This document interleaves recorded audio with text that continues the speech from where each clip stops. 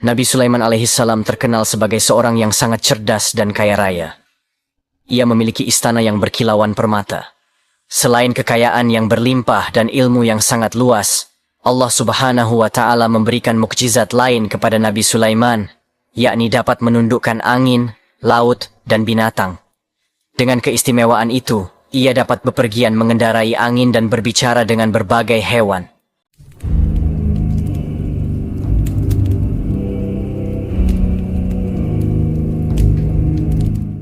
Nabi Sulaiman alaihissalam merupakan anak dari Nabi Daud alaihissalam dan masih keturunan dari Nabi Ibrahim alaihissalam. Nabi Sulaiman mewarisi kerajaan sang ayah, Nabi Daud, dan ia menjadi seorang nabi sekaligus raja, sama seperti Nabi Daud alaihissalam.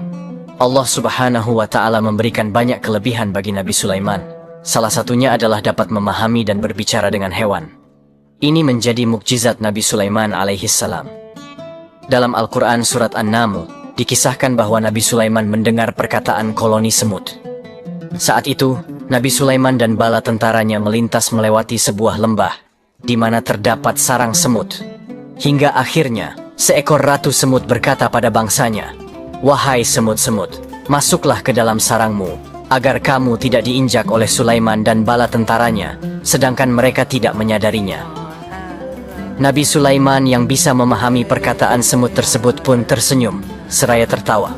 Kemudian, Nabi Sulaiman berdoa, "Ya Robku, anugerahkanlah aku kemampuan untuk tetap mensyukuri nikmat-Mu yang telah Engkau anugerahkan kepadaku, dan kepada kedua orang tuaku, dan untuk tetap mengerjakan kebajikan yang Engkau ridhoi. Aku memohon pula, masukkanlah aku dengan rahmat-Mu ke dalam golongan hamba-hamba-Mu yang soleh." Nabi Sulaiman juga mempunyai burung yang menjadi kesayangannya, yakni burung Hudhud.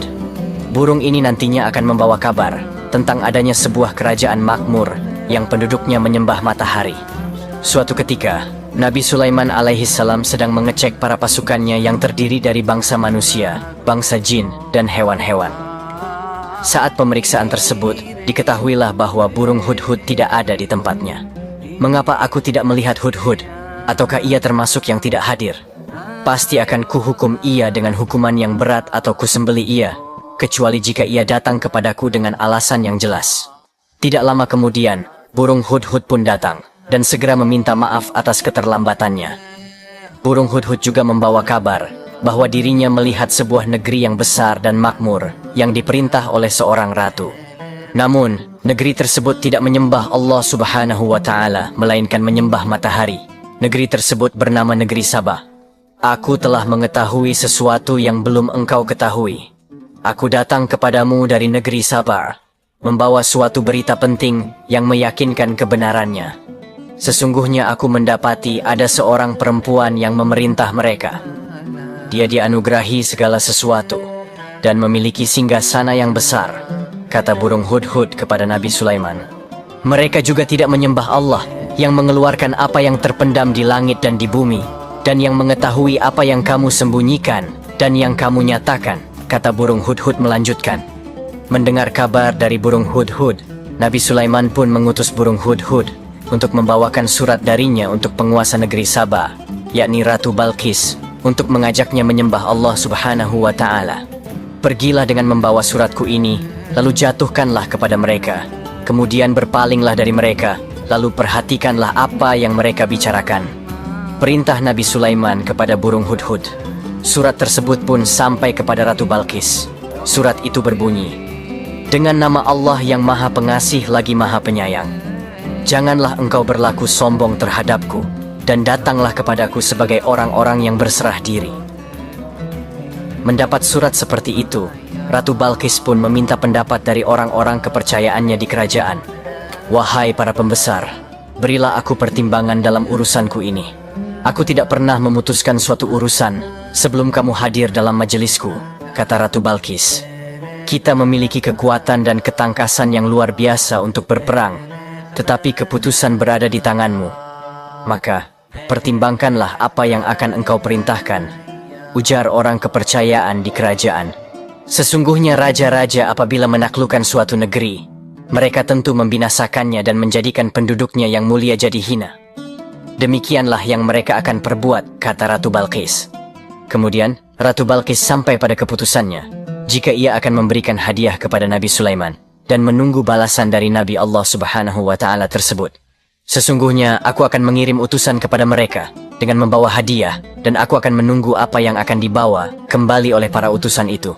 Ratu Balqis mengirimkan berbagai hadiah dengan jumlah yang banyak dan mewah untuk Nabi Sulaiman alaihissalam. Mendapat beragam hadiah dari Ratu Balqis, Nabi Sulaiman justru tidak mau menerimanya. Ia kemudian mengirimkan pesan pada utusan negeri Saba untuk menyampaikan pesannya kepada Ratu Balqis. Apakah kamu akan memberi harta kepadaku sebagai hadiah? Apa yang Allah berikan kepadaku lebih baik daripada apa yang Allah berikan kepadamu, tetapi kamu merasa bangga dengan hadiahmu. Pulanglah kepada mereka dengan membawa kembali hadiahmu. Kami pasti akan mendatangi mereka dengan bala tentara yang tidak mungkin dikalahkan. Kami pasti akan mengusir mereka dari negeri itu dalam keadaan terhina lagi tunduk. Begitu pesan dari Nabi Sulaiman untuk Ratu Balqis. Saat utusannya kembali ke negeri Saba dan mendengar pesan dari Nabi Sulaiman, Ratu Balqis kemudian hendak datang ke istana Nabi Sulaiman. Sementara itu, Nabi Sulaiman berunding dengan para pembesarnya di istana. Nabi Allah Subhanahu wa Ta'ala tersebut bertanya kepada para pembesar serta bala tentaranya, siapa yang sanggup memindahkan istana Ratu Balqis ke istananya? Wahai para pembesar, siapakah di antara kamu yang sanggup membawakanku singgasananya sebelum mereka datang menyerahkan diri? Setelahnya, makhluk dari golongan jin muslim yang disebut Ifrit menawarkan diri. Jin Ifrit menyebutkan bahwa dirinya bisa membawa istana Ratu Balqis ke istana Nabi Sulaiman. Sebelum Nabi Sulaiman berdiri dari tempat duduknya, dan riwayat lain mengatakan hanya sekejap mata, akulah yang akan membawanya kepadamu sebelum engkau berdiri dari singgasanamu. Sesungguhnya aku benar-benar kuat lagi dapat dipercaya. Nabi Sulaiman juga mengubah singgasananya agar serupa dengan singgasana milik Ratu Balqis. Saat sang ratu bersama rombongannya datang, Nabi Sulaiman pun bertanya, "Serupa inikah singgasanamu?" "Sepertinya ya. Kami telah diberi pengetahuan sebelumnya, dan kami adalah orang-orang yang berserah diri kepada Allah," kata Ratu Balqis. Nabi Sulaiman pun mempersilakan Ratu Balqis dan rombongannya masuk ke dalam istana.